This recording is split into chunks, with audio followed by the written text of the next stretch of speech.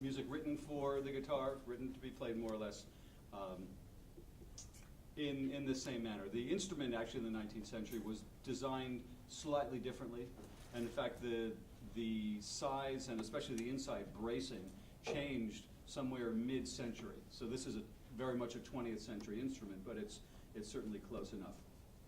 I'm going to begin with some music of a genre that was very important, not just for the guitar in the 19th century, but for the piano and for any other instrument as well, and that's the field of the study or the etude. One of the very prolific guitar composers of the era.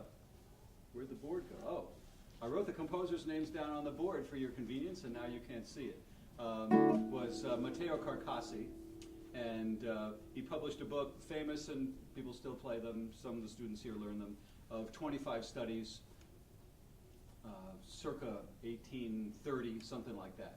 And so I'm going to play three fairly short pieces from that collection. A study, whether it's for piano or violin or guitar, often focuses on one aspect of playing and gives the player lots of experience with that to work on a similar idea, but with the details varying. So three of these, the first two are very consistent in terms of what the guitarist has to do, especially, well, one is more right hand, the other is more left hand. And the third one is a little bit more varied, a little bit more sort of sophisticated. So.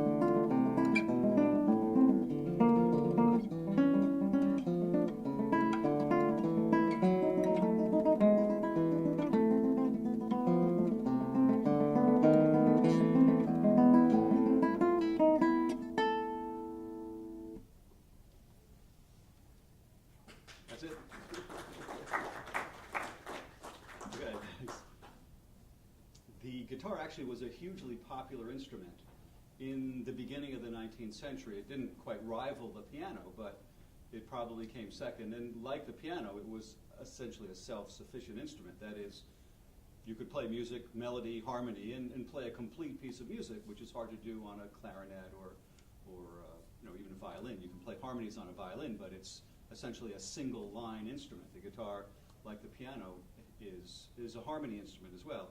And both Spanish and Italian composers wrote huge volumes of music for the guitar. I'm going to play a piece next by an Italian composer, very prolific. His publications go well over 350 different individual publications, and many of those were collections of multiple pieces too. Some of you know the term opus, so his opus 366 was his final publication. So this is a relatively late piece. It's opus 317 from a collection of what he calls divertissement brillant. Brilliant divertissement is just sort of a diversion, a light sort of thing. And it's, in one sense, a sort of modern piece, because after a slow introduction, the piece is a bolero, and that was something that had hardly existed in European music, really, up to that time. It's a very early example of that type of piece, a piece that's more associated with Spain, of course.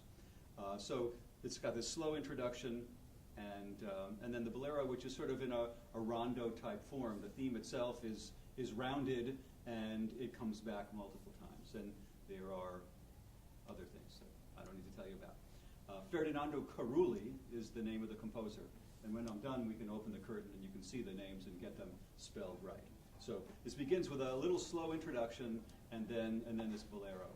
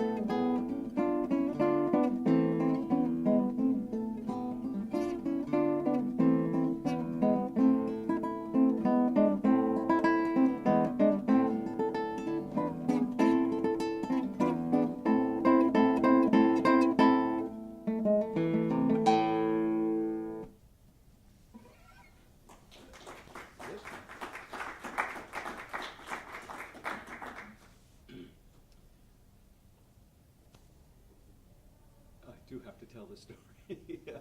Many years ago, my wife worked at a bookstore, and at one point they expanded what they sold to sell cassette tapes. This obviously dates it. And there were some guitar recordings and standard things, and if you buy just an anthology of guitar music, you'll find a lot of music by these 19th century, first half of the 19th century composers, including Carulli. And one day some guy came in, he looked at some cassette that was there, Carulli, he looked and said, Carulli, Carcassi, these guys, between them all, they didn't write a single good note. So it's part of my life's mission too. One, to explain that it's actually the same notes that Beethoven wrote, but also they add up to some good music as well at the same time. So hopefully you agree, right?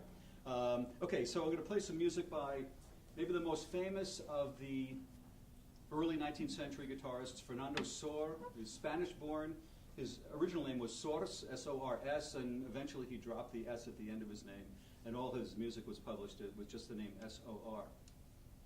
He spent most of his professional life actually in France, spending part of the time in Russia. He ended up sort of being an expatriate from Spain because he had sided with Napoleon.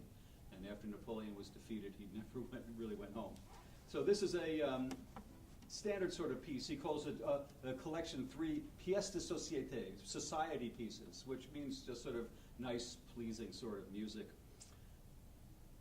In 2 parts, and if those of you who know the minuet and trio form, you might recognize the form here. It's not a minuet, it's a Sicilienne, or what in Italian is Siciliana, refers to Sicily, but it's a standard moderate tempo type of piece in a 6/8 duple compound meter, often with dotted rhythms. So that's what you get right from the beginning. So there's an ABA form on the Sicilienne, and then it's followed by a march, which has its own ABA form. With the middle section, something that was quite unusual for the time. There's at least one study by Sor that's fairly short, where all the notes are played in harmonics, but the trio part of the march is on a much larger scale, all played in natural harmonics.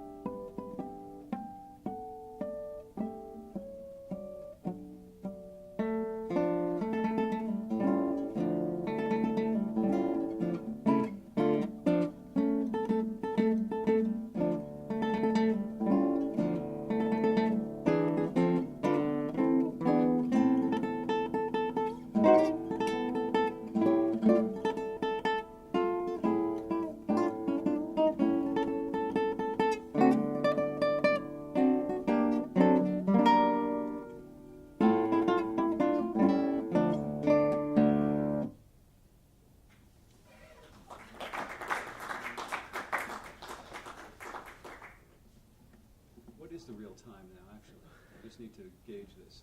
It's probably not, whatever that says. 11:23. Okay, thanks. Okay, so I'll play some more music by Soar in a little bit. One of the other big-time composers of the era was the Italian-born Mauro Giuliani, very prolific and multiple instrumentalist too. Played string instruments, bowed string instruments beyond the guitar, but his fame was as a guitarist and guitar composer. He wrote a lot of flashy music. Some of his music is really good actually at sounding harder than it really is, but some of it is actually very hard also.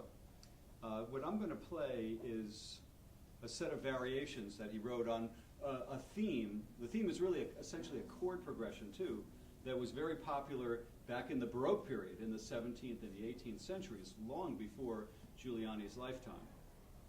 And the basic progression in the key of this piece would normally go like this. It's almost always in a triple meter, so.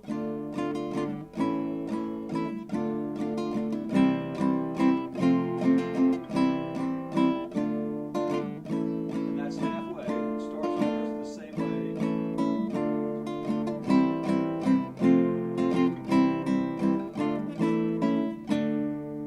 Basically that. And Giuliani and his variations, so the theme is known in Italian as La Follia, in French as Les Folies d'Espagne, the Spanish folly, the Spanish craziness. And Giuliani calls this simply variations on Les Folies. And I think he calls it Variazioni in Italian, but then uses the French title for the actual theme. And he changes the chord progression around just a little bit, so that in the original, he keeps this. But this chord, sometimes he does this. He adds a extra chord, and sometimes he substitutes altogether for this, that one, which is not a big deal, not really that big a deal. He also, by the time he gets to the fifth variation, he starts adding other things. There's a little interlude, and the last variation is twice as long as the others, and it does other things. And there's a little coda at the end, too. Anybody know the word coda? I'm asking. What does it mean? That's right. It's the tail, it's the bit after the sort of the regular part of the form is done. Okay, so theme first, very straightforward, and then 6 variations.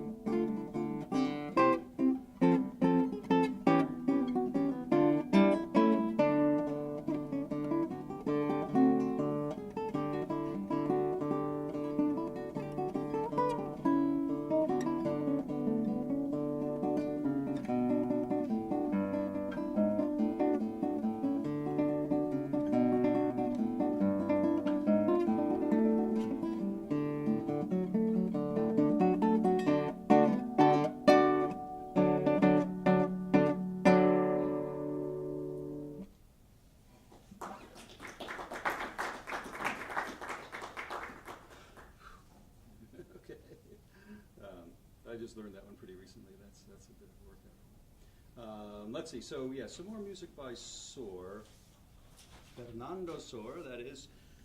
This is from a piece of his that he calls sonata, and he wrote 2 full-fledged sonatas, and that was a type of music that was very common in the 18th century and in a different form back into the 17th century too. Not so common really among composers, especially leading composers in the 19th century. And Sor, his style essentially is more allied to the 18th century than it is to the newer romantic movement in terms of style. And the sonata follows the sort of standard 4-movement format that some of you have heard of. And so the 3rd movement is a minuet, not a scherzo, which was the newer type of thing. This has got more or less the normal form of a minuet, rounded binary with a trio in the middle, which is also a rounded binary form. One of the things that's sort of less sophisticated about it is that the trio is in the same key as the minuet at the beginning, which was actually pretty rare. That shows a slight, perhaps, lack of imagination. I don't know. But it does contrast in terms of style. So I'm going to play the minuet first, and then I'll see if I'm going to play the last movement.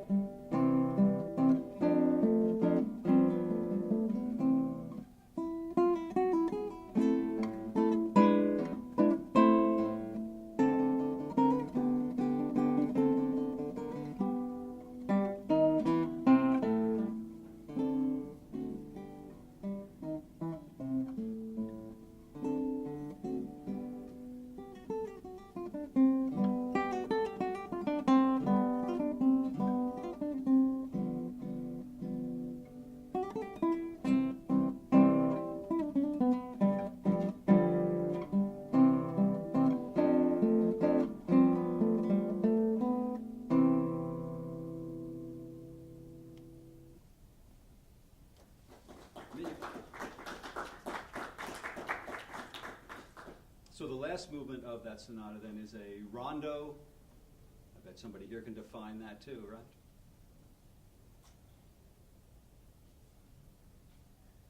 Maybe not. George, tell him. Essentially a round, right? Yeah, that is a round form where the main theme comes back multiple times. And so there's repetition of the opening phrase built into the theme itself, and then it comes back several times, alternating with other material. And the other material might be in a different key, but it appears once and never returns. Just gets lost in the ether somewhere. So rondo allegretto is the tempo marking.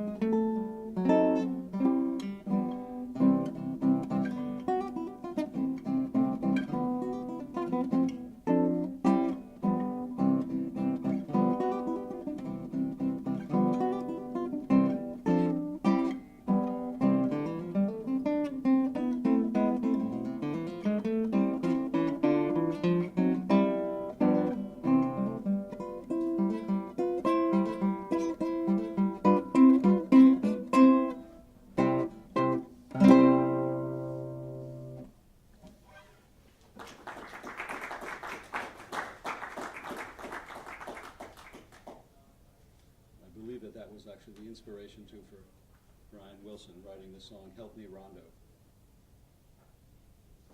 or not. I'm going to finish with some music by a Spanish composer from later in the century. This is somebody who really can be classified as a romantic style composer. Francisco Tárrega was his name.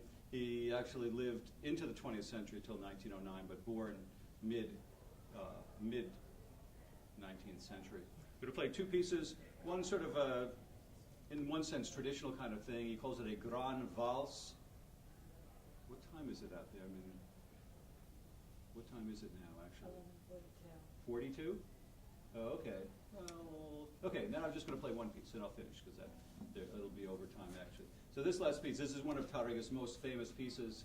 It uses a technique that's known as tremolo, which involves, it's kind of technique that mandolin players use all the time, rapid alternation of a pick, but with the fingers it's achieved by rapid repetition of the same note by the ring, then middle, and the index finger, always following the thumb playing on the beginning of that beat.